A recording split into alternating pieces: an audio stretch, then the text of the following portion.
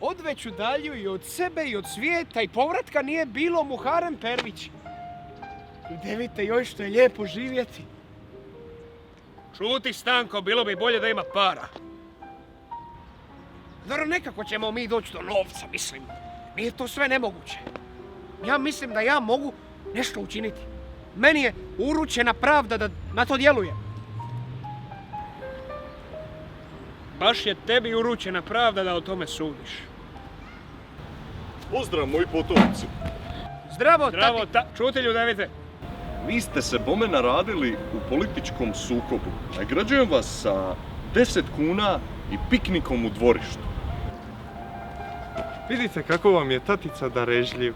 Dao vam je čak 10 kuna, a prošli tjedan 5.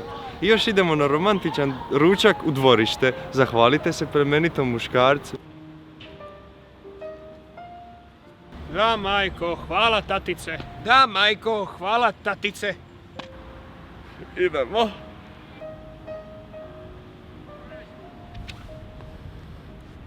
Gojković. Joj, što nam je tatica škrta.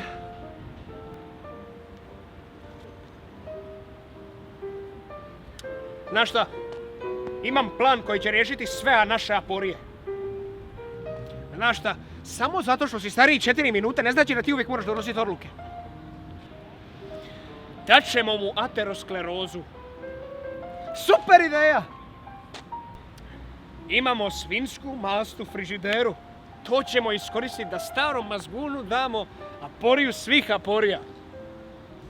Taj mazgun žalit će što je uopće nama dao 10 kuna. Šta on ima nama dava 10 kuna? To nije u redu uopće. U skladu sa našim pravilima ravnamo se po Gojkoviću.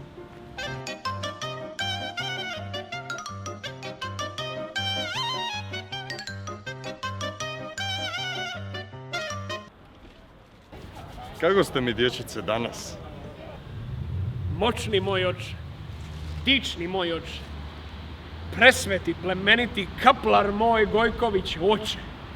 Tebi je valjda jasno da nije bilo tebe političkog sukoba, uopće ne bi bilo. Vrijeme je da se ja tebi malo odužim. Evo ti svinjska mast. A lapljiva mladosti moja, sve samo ne moje nasljedstvo.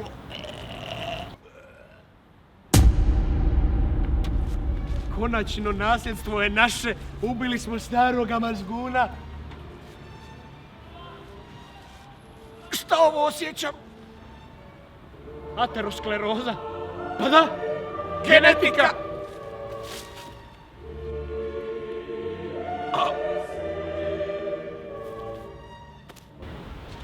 Nasljedstvo je zapravo moje, žene su zaštićene do menopauze, muškarci su superiorni.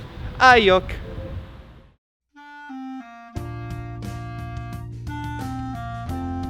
Miloš sniva noćne tmine.